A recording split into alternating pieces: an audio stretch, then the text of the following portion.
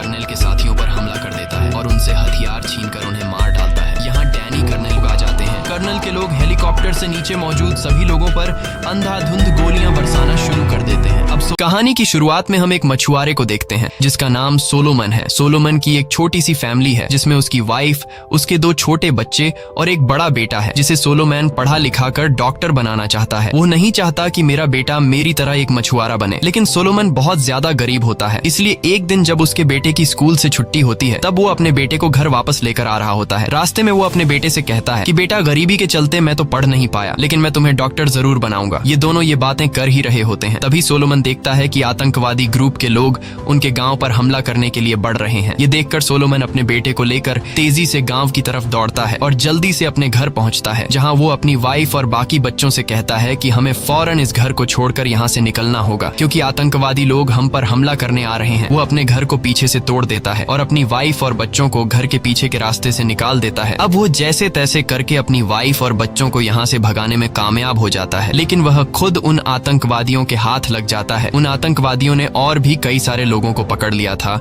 और कई लोगों को मार दिया था। इस आतंकवादी ग्रुप में बच्चे भी थे जो सरकार से नफरत करते थे और जो कोई भी सरकार को सपोर्ट करता था ये आतंकवादी लोग उसे मार डालते हैं। अब यहाँ आतंकवादी ग्रुप का जो लीडर होता है वो लोगों के हाथ काट रहा होता है ताकि ये लोग सरकार को वोट न दे सकें। जब सोलोमन की बारी आती है और एक आतंकवादी उसका हाथ काटने ही वाला होता है तभी ग्रुप का लीडर उसे रोक लेता है। ग्रुप का लीडर देखता है कि सोलोमन ताकतवर और मजबूत है, इसीलिए ये लोग सोलोमन को जीप में बिठाकर एक ऐसी जगह ले जाते हैं जहाँ ढेर सारे मजदूर एक नदी में कच्चे हीरे ढूंढ रहे थे। ये लोग इन मजदूरों पर बहुत ज्यादा जुल्म करते हैं और सोलोमन को भी इनके साथ हीरे ढूंढने के काम पर लगाया जाता है। दरअसल ये आतंकवादी ग्रुप इन कच्चे हीरों का बिजनेस करते हैं। इन कच्चे हीरों के बदले ये लोग हथियार खरीदते हैं ताकि इनकी आर्मी मजबूत रहे और सरकार के साथ लड़ सके। यहाँ गांव से पकड़े गए मजदूर लोग नदी में कच्चे हीरे ढूंढने के काम पर लगे होते हैं और आतंकवादी ग्रुप के लोग इन पर बंदूक तानकर खड़े होते हैं ताकि ये लोग हीरे चोरी न कर सकें। ग्रुप का लीडर मजदूरों से चिल्लाकर कहता है कि जिसने भी हीरा चुराने की कोशिश की उसे मार दिया जाएगा। यहाँ सोलोमन भी उन मजदूरों के साथ हीरे ढूंढने में लगा होता है और तभी हम देखते हैं कि एक मजदूर को हीरे का एक छोटा सा टुकड़ा मिल जाता है। वह मजदूर हीरे को देखकर उसके मन में लालच जाग जाती है, इसलिए वह इस हीरे को लीडर को देने के बजाय अपने मुंह में छुपा लेता है और ऐसा करते हुए आतंकवादी ग्रुप का लीडर उसे देख लेता है। यह देखकर वह उस मजदूर को अपने पास बुलाता है और उससे हीरा मांगता है। अब वो मजदूर अपने मुंह से हीरे का टुकड़ा निकालकर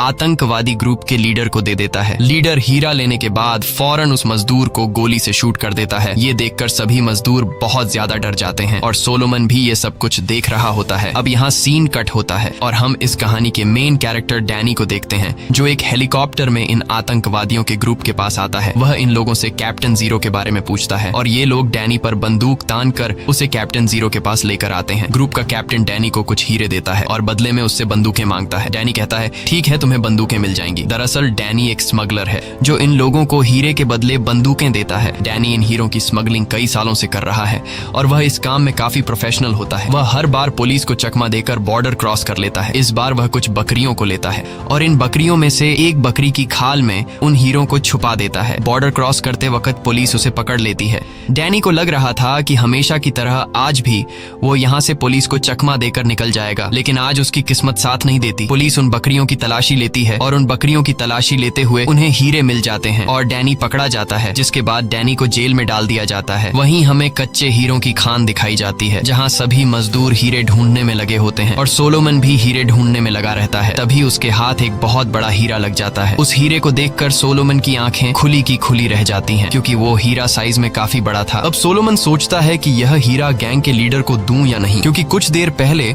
आतंकवादी ग्रुप का लीडर एक छोटे हीरे के टुकड़े की वजह से एक आदमी को मार चुका था। डर के मारे सोलोमन को यह हीरा ग्रुप के लीडर को देने का ख्याल आता है, लेकिन फिर वह सोचता है कि इस हीरे से मैं माला माल हो सकता हूँ। लकीली उसी वक्त वहाँ पर पानी को पंप करने वाली मोटर खराब हो जाती है जहाँ से प्रेशर से पानी निकलता है, जिससे सारे लोगों का ध्यान उस तरफ चला जाता है और मौके का फायदा उठाते हुए सोलोमन इस बड़े हीरे के टुकड़े को अपने पैरों की उंगलियों में छिपा लेता है। अब सोलोमन समझ जाता है कि अगर जल्दी इस हीरे के टुकड़े को छुपा कर नहीं रखा गया तो यह हीरा मेरे पास पकड़ा जाएगा और हीरा चोरी करने के जुर्म में मुझे मार दिया जाएगा। अब सोलोमन चालाकी दिखाते हुए एक आतंकवादी से बाथरूम जाने का बहाना बनाता है। वो आतंकवादी सोलोमन को वॉशरूम जाने की इजाजत दे देता है, लेकिन जैसे ही सोलोमन जाने वाला होता है तभी ग्रुप का लीडर सोलोमन के पास आता है और सोलोमन की चेकिंग करने लग जाता है। अब सोलोमन को लगता है कि वो पकड़ा जाएगा, लेकिन ग्रुप का लीडर सोलोमन की काफी बारीकी से चेकिंग लेने के बाद भी उसे कुछ नहीं मिलता, क्योंकि सोलोमन ने वो हीरा काफी सेफ जगह में छुपा रखा था। अब गैंग का लीडर भी सोलोमन को जाने देता है और सोलोमन उनसे काफी दूर जाकर झाड़ियों में बैठ जाता है, जहां वो इस हीरे के टुकड़े को निकालकर एक खड्डे में दफनाने ही वाला होता है। तभी पीछे से वही ग्रुप का लीडर आकर सोलोमन पर बंदूक तान देता है और वो कहता है, ये हीरा मुझे दे दो और चालाकी बिल्कुल भी मत करना, वरना तुम मारे जाओगे। अब सोलोमन उसे वो हीरा देने ही वाला होता है। तभी वहाँ पर इस कंट्री की आर्मी उन पर अटैक कर देती है और जो लीडर सोलोमन से हीरा मांग रहा होता है वो बुरी तरह से घायल हो जाता है। अब सोलोमन जल्दी से उस हीरे को एक कड़े में छिपा देता है और वहाँ से भागने लगता है, लेकिन तभी आर्मी वाले उसे एक आतंकवादी समझकर पकड़ लेते हैं और जेल में डाल देते हैं। ये वही जेल होता है जहाँ पर डैनी को रखा गया था। डैनी भी वहाँ पर मौजूद होता है। तभी गार्ड वाले स्ट्रेचर पर एक आदमी को लेकर आते हैं जो बुरी तरह से घायल था, और ये आदमी कोई और नहीं बल्कि आतंकवादी ग्रुप का लीडर होता है, जिसने सोलोमन के पास वो बड़ा हीरा देखा था। जब वो सोलोमन को देखता है तो वो चिल्लाकर कहने लगता है, मुझे मेरा हीरा वापस दो जो तुमने मुझसे चुराया था। यहाँ ग्रुप का लीडर सोलोमन के आसपास कैदियों से कहता है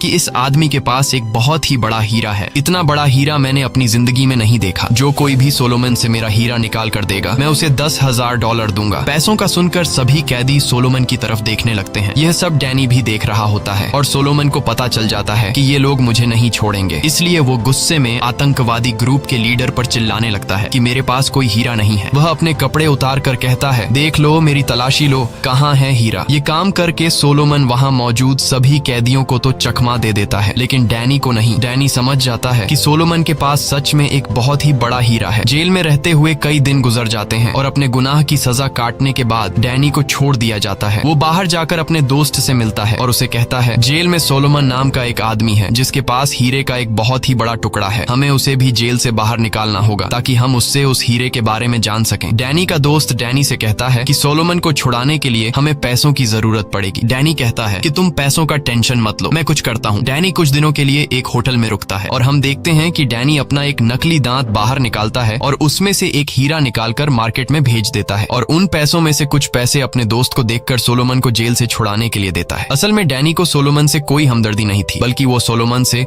वो हीरा हासिल करना चाहता था। कुछ दिन बाद हम देखते हैं कि सोलोमन भी जेल से आजाद हो चुका है। जेल से निकलते ही सोलोमन के पास उसका दोस्त आता है और उसे कुछ पैसे और डैनी का कांटेक्ट देता है और कहता है, डैनी से कांटेक्ट कर लेना। लेकिन सोलोमन ऐसा बिल्कुल नहीं करता। वह डैनी से कांटेक्ट करने के बजाय अपनी फैमिली को ढूंढने लगता है। दूसरी तरफ डैनी एक बार में जाता है जहाँ पर उसकी मुलाकात एक लड़की से होती है जिसका नाम मैडी है। डैनी मैडी को देखकर उसे पसंद करने लगता है, लेकिन बातचीत के दौरान जब डैनी को पता चलता है कि मैडी एक रिपोर्टर है तो डैनी उससे यहीं पर छोड़कर जाने लगता है। रिपोर्टर को पहले से ही पता था कि डैनी एक हीरो का स्मगलर है और अब रिपोर्टर डैनी के पीछे जाकर उससे हीरो की स्मगलिंग के बारे में जानने की कोशिश करती है। रिपोर्टर डैनी से एक आदमी के बारे में पूछती है जिसका नाम रोलेक्स है, लेकिन डैनी उसे रोलेक्स के बारे में कुछ भी नहीं बताता। दरअसल रोलेक्स अमेरिका का सबसे बड़ा हीरो का बिजनेसमैन होता है। दूसरी तरफ हम सोलोमन को देखते हैं जो एक रेफ्यूजी कैंप में जाता है और वहाँ अपनी फैमिली को ढूंढने लगता है, लेकिन वहाँ उसे अपनी फैमिली का कोई भी नहीं मिलता। वह बाहर लगाई गई लिस्ट को भी देखता है, लेकिन उस लिस्ट में भी सोलोमन की फैमिली का कोई पता नहीं चल रहा था। दरअसल सोलोमन की फैमिली एक पहाड़ी इलाके में आतंकवादी ग्रुप से छिपी हुई थी, लेकिन तभी वहाँ पर आतंकवादी ग्रुप आ जाता है और वो वहाँ पर कई लोगों को पकड़कर अपने साथ ले जाते हैं, जिनमें से एक सोलोमन का बेटा भी होता है। ये आतंकवादी ग्रुप उन बच्चों को अपने बेस पर ले जाते हैं जहाँ पर यह आतंकवादी उन बच्चों का ब्रेन वॉश करते हैं। वो इन बच्चों को बंदूक देकर लोगों को मारने के तरीके सिखाते हैं। यह लोग बच्चों को नशे के इंजेक्शन भी लगाते हैं ताकि इनसे बुरे काम करवा सकें। अब यहाँ हम डैनी को देखते हैं जिसके पास एक आदमी आता है और वो आदमी डैनी को एक पर्ची पकड़ाकर कहता है कि कर्नल ने तुम्हें बुलाया है, जिसके बाद डैनी कर्नल के पास चला जाता है। दरअसल डैनी 19 साल का था तब से वो कर्नल के पास है। डैनी ने कई सालों तक कर्नल की प्राइवेट आर्मी टीम में ड्यूटी भी की, लेकिन अब डैनी ने प्राइवेट आर्मी की नौकरी छोड़ दी है। कर्नल एक बहुत ही बेरहम इंसान है जो अपने फायदे के लिए किसी को भी इस्तेमाल कर सकता है और कर्नल ने डैनी को इसलिए बुलाया था क्योंकि अब कर्नल को भी उस हीरे के टुकड़े के बारे में पता चल चुका था। कर्नल डैनी से कहता है कि पिछली बार तुम्हारी वजह से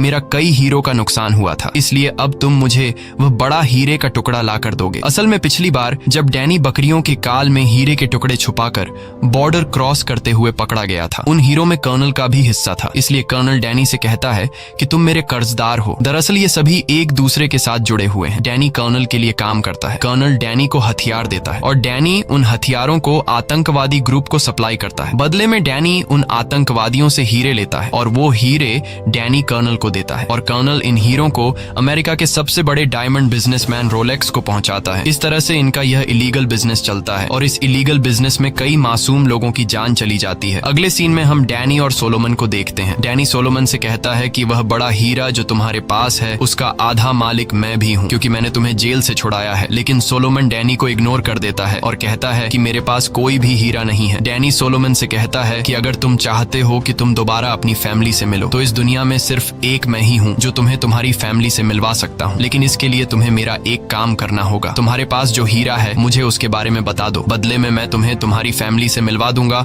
और ढेर सारे पैसे भी दे दूंगा। अब यह बात सुनकर सोलोमन सोच में पड़ जाता है कि क्या मुझे इसे उस हीरे के बारे में बताना चाहिए या फिर नहीं। तभी वहाँ पर आतंकवादी लोग हमला कर देते हैं। वो लोग गोलियां बरसाने लगते हैं जिसमें कई लोग मारे जाते हैं। डैनी जो एक सोल्जर रह चुका था, इसीलिए वो सोलोमन को बचाते हुए उस जगह से दूर निकल आता है जहाँ रेफ्यूजी कैंप लगी हुई थी। अब वहाँ पर वह रिपोर्टर भी आ जाती है। डैनी उस रिपोर्टर से कहता है कि मैं तुम्हारी मदद करने के लिए तैयार हूँ, तुम्हें जो भी इन्फॉर्मेशन चाहिए मैं तुम्हें वह सारी इन्फॉर्मेशन दूंगा, लेकिन बदले में तुम्हें सोलोमन की फैमिली को ढूंढने में हमारी मदद करनी होगी, क्योंकि तुम एक रिपोर्टर हो और तुम्हारे पास सारा डेटा है। रिपोर्टर डैनी की बात मान लेती है और रिपोर्टर सोलोमन और डैनी को हेलीकॉप्टर से एक जगह ले जाती है जहाँ पर एक दूसरा रेफ्यूजी कैंप होता है। सोलोमन जब उस रेफ्यूजी कैंप के करीब जाता है तब वह अपनी फैमिली को देख लेता है। उन्हें देखकर वह बहुत खुश होता है और सोलोमन की वाइफ भी बहुत खुश हो जाती है। अब जब सोलोमन अपने बड़े बेटे को उनके पास नहीं देखता तब वह अपनी वाइफ से पूछता है मेरा बड़ा बेटा कहाँ है। तो आगे से उसकी वाइफ रोने लगती है और कहती है कि आतंकवादी ग्रुप के लोग उसे उठा कर ले गए। ये सुनकर सोलोमन बहुत ज्यादा उदास हो जाता है और गुस्से में चिल्लाने लगता है। तब वहाँ की सिक्योरिटी उसे वहाँ से निकाल देते हैं, ये कहते हुए कि आपका रेफ्यूजी कैंप के लोगों में नाम नहीं है। अब यह तीनों वापस से हेलीकॉप्टर में बैठकर वहाँ से निकल जाते हैं। सोलोमन को अपनी फैमिली के बचाने का कोई दूसरा रास्ता नजर नहीं आता, इसलिए वह डैनी से कहता है मैं तुम्हें उस डायमंड का पता बता देता हूँ, लेकिन इसके बाद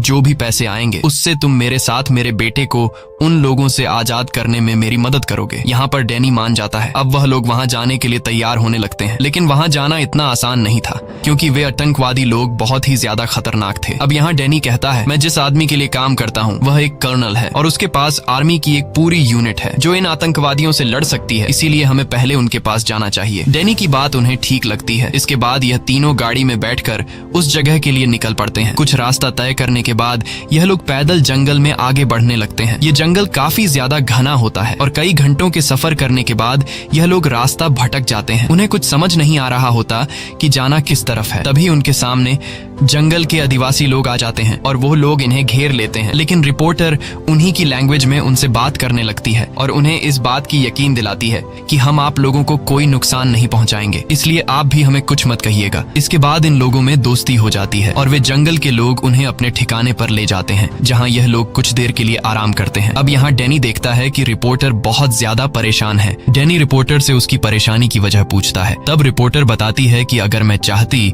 तो मैं एक सुकून भरी जिंदगी गुजार सकती थी, लेकिन मैंने वह रास्ता नहीं चुना क्योंकि मुझ में एक तरह का दुनिया को बचाने का जुनून है। मैं दुनिया के किसी भी कोने में होने वाले जुल्म और गलत काम को रोकना चाहती हूँ, लेकिन अब मैं यह दुख भरी कहानियां लिख लिख कर थक चुकी हूँ क्योंकि इससे लोगों पर ज्यादा असर नहीं हो रहा। मैं उन अमीर लोगों को बताना चाहती हूँ कि जिस कीमती हीरो की ज्वेलरी को वे पहनते हैं उन हीरो की कीमत किसी का हाथ या फिर किसी की जिंदगी है। यह सच्चाई जानकर वे लोग उन ज्वेलरीज को पहनना बंद कर देंगे, लेकिन इस सच्चाई को सामने लाने के लिए मुझे सबूतों की जरूरत होगी और वह सबूत तुम मुझे दे सकते हो। अब यहाँ डैनी भी इमोशनल हो जाता है और वह कहता है कि मैं तुम्हें सारे सबूत दूंगा। अब डैनी उस रिपोर्टर को इनलीगल गलत तरीके से स्मगल होने वाले हीरो की डिटेल देने लगता है। वह खुद के साथ साथ कर्नल और अमेरिका के सबसे बड़े हीरे के बिजनेसमैन रोलेक्स का सारा काला धन उसे बता देता है। वह कहता है कि इन हीरो की स्मगलिंग और मासूम लोगों की जान लेने के पीछे भी रोलेक्स का ही हाथ है। तब वह रिपोर्टर डैनी से पूछती है कि तुम्हारी इन सब बातों का सबूत मुझे दो। डैनी कहता है मैं तुम्हें ये सारे सबूत दे दूंगा, लेकिन जब मैं वो हीरे का बड़ा टुकड़ा हासिल कर लूंगा तब। रिपोर्टर डैनी से पूछती है कि क्या तुम सोलोमन से वो हीरे का टुकड़ा चुराने वाले हो? तब डैनी मुस्कुराकर जवाब देता है कि ये हीरा मेरा साउथ अफ्रीका को छोड़ने का टिकट है, इसलिए उस हीरे को मैं हर कीमत पर हासिल करके रहूंगा। अगली सुबह ये लोग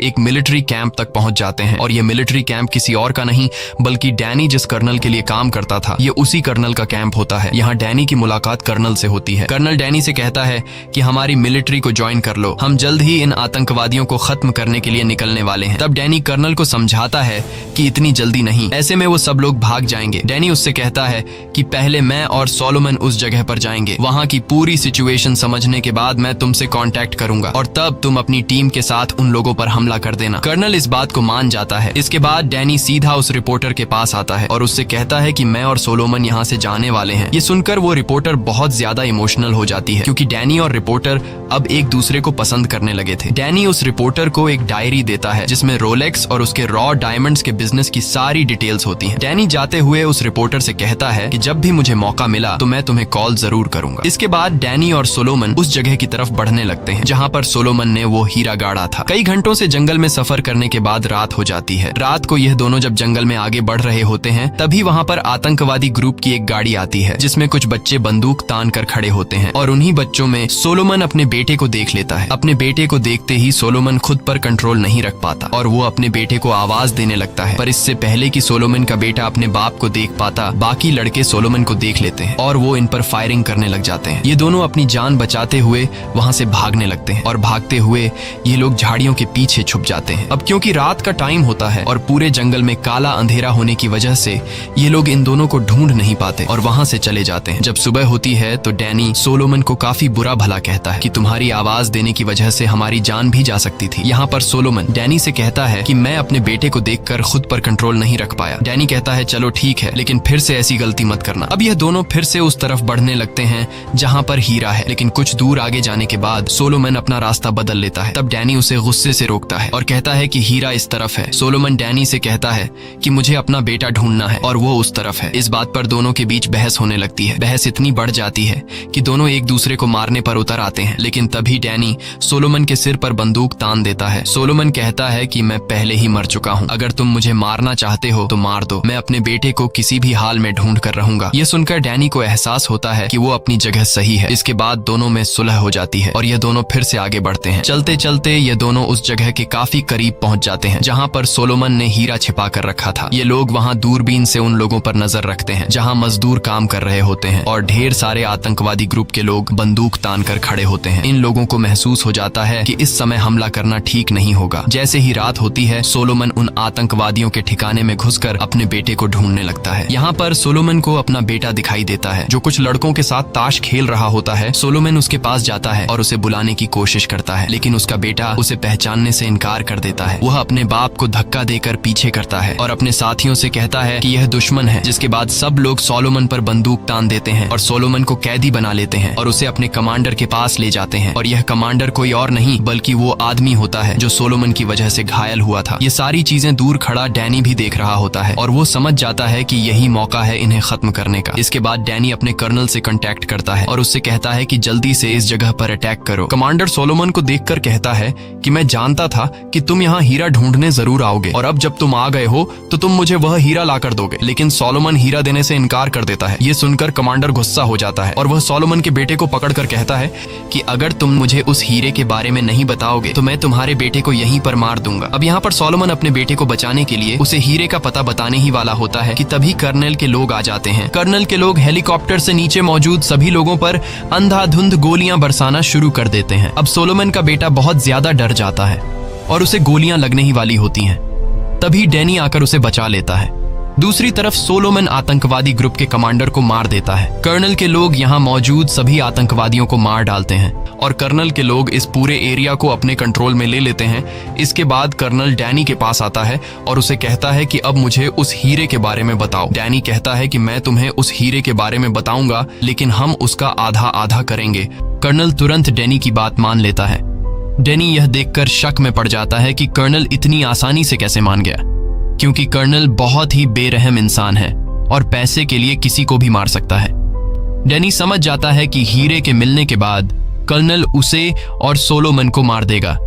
अब डैनी सोलोमन के पास जाता है और उसके कान में चुपके से कहता है कि जब तुम वह हीरे का टुकड़ा निकालोगे तब तुम कर्नल का ध्यान भटका देना और मौके का फायदा उठाते हुए मैं वहीं पर कर्नल को शूट कर दूंगा। वह सोलोमन को बताता है कि अगर हम ऐसा नहीं करते तो हीरा मिलते ही कर्नल हम दोनों को मार देगा। सोलोमन डैनी की बात मान लेता है। इसके बाद वे सभी उस जगह की ओर जाते हैं जहां सोलोमन ने हीरा छुपाया था। उस जगह पहुंचने के बाद सोलोमन जमीन खोदना शुरू कर देता है जहां उसने हीरा छुपा कर रखा था। जैसे ही सोलोमन हीरा निकालने वाला होता है, डैनी फौरन कर्नल के साथियों पर हमला कर देता है और उनसे हथियार छीनकर उन्हें मार डालता है। यहाँ डैनी कर्नल को भी शूट कर देता है, लेकिन इस दौरान डैनी को भी एक गोली लग चुकी थी। अब सोलोमन हीरा निकाल लेता है और वह हीरा सोलोमन डैनी को दे देता है।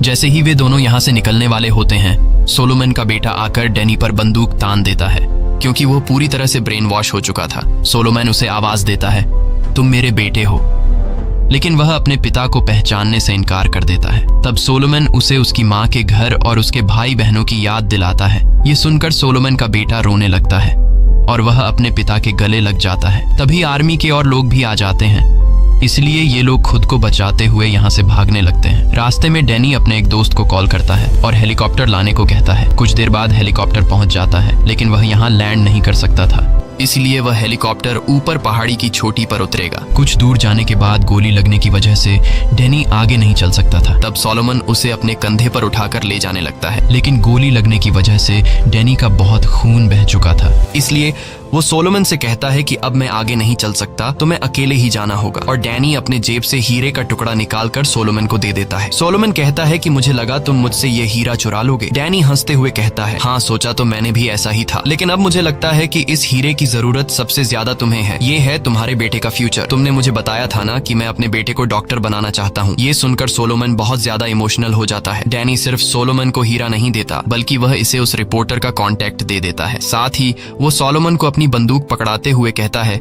कि अभी कुछ देर बाद हेलीकॉप्टर तुम्हें लेने आएगा, लेकिन तुम उस आदमी पर बिल्कुल भी भरोसा मत करना। अगर तुम्हें कुछ भी गड़बड़ नजर आए तो तुम सीधे उसे शूट कर देना। अब यहाँ सोलोमन और उसका बेटा ऊपर हेलीकॉप्टर की तरफ बढ़ने लगते हैं, लेकिन तभी नीचे से कर्नल के लोग आ जाते हैं। तब यहाँ डैनी सोलोमन और उसके बेटे को कवर देते हुए कर्नल के लोगों को मार डालता है। इसके बाद वह उस रिपोर्टर को कॉल करता है जिससे डैनी पसंद करने लगा था। डैनी की आवाज सुनकर रिपोर्टर बहुत ज्यादा खुश होती है। डैनी रिपोर्टर को बताता है कि तुम्हें मुझ पर एक एहसान करना होगा। मैंने तुम्हारे पास सोलोमन और उसके बेटे को भेजा है, तुम्हें उन्हें रेस्क्यू करना होगा। तब वह रिपोर्टर डैनी से पूछती है कि तुम जख्मी हो। डैनी कहता है, हाँ मैं जख्मी तो हूँ, लेकिन मैं एक बहुत ही खूबसूरत जगह पर बैठा हूँ। मुझे खुशी है कि मैं तुमसे मिला। यह कहते ही डैनी कॉल काट देता है और उसी जगह पर डैनी की मौत हो जाती है। कुछ देर बाद हेलीकॉप्टर सोलोमन और उसके बेटे को लेने आता है और ये दोनों हेलीकॉप्टर में बैठकर चले जाते हैं। इसके बाद हमें दिखाया जाता है कि सोलोमन लंदन पहुंच गया है, जहां उसे रिपोर्टर मिलती है। रिपोर्टर सोलोमन को समझाती है कि तुम्हें ये हीरा अमेरिका के सबसे बड़े हीरे के बिजनेसमैन रोलेक्स को देना होगा। रोलेक्स ही वह बंदा है जो इस पूरे गेम को चला रहा है। उसने कई मासूम लोगों की जान ली है। डैनी और तुम्हारे इस हालत का जिम्मेदार रोलेक्स ही है। इसके बाद सोलोमन रिपोर्टर की बात को मानते हुए रोलेक्स के पास जाता है, जहां सोलोमन रोलेक्स के साथ एक सौदा करता है। सोलोमन रोलेक्स से कहता है कि तुम मुझे मेरी फैमिली लौट आओगे और मैं तुम्हें ये हीरा दूंगा। रोलेक्स मान जाता है और वह सोलोमन को उसकी फैमिली से मिलवा देता है। साथ में उसे पैसों से भरा हुआ एक बैग भी देता है और यह सब कुछ अब वह रिपोर्टर चुपके से कैमरा में कैप्चर कर रही होती है। रिपोर्टर के पास और भी रोलेक्स के खिलाफ सबूत होते हैं जो उसे डैनी ने दिए थे। इसके बाद वह रिपोर्टर सबूतों की बुनियाद पर रोलेक्स के सारे कच्चे हीरों के इलीगल बिजनेस को अपने मैगजीन में छपवा देती है। जब गवर्नमेंट को रोलेक्स के इस काले धंधे का पता चलता है तो गवर्नमेंट रोलेक्स को गिरफ्तार कर लेती है। वह रिपोर्टर सोलोमन की पूरी कहानी भी दुनिया को बता देती है। कहानी के एंड में हमें दिखाया जाता है कि सोलोमन एक कॉन्फ्रेंस में जाता है जहां बड़े बड़े पॉलिटिशियंस होते हैं और वह सभी सोलोमन को वेलकम करते हुए इसके लिए क्लैपिंग करने लगते हैं और सोलोमन उन सब के बीच खड़ा होकर मैगजीन में डैनी की फोटो को देखने लगता है। इसी के साथ यह कहानी खत्म हो जाती है। अगर आपको ये वीडियो अच्छी लगी हो तो हमारे चैनल को सब्सक्राइब और वीडियो को लाइक जरूर कीजिए।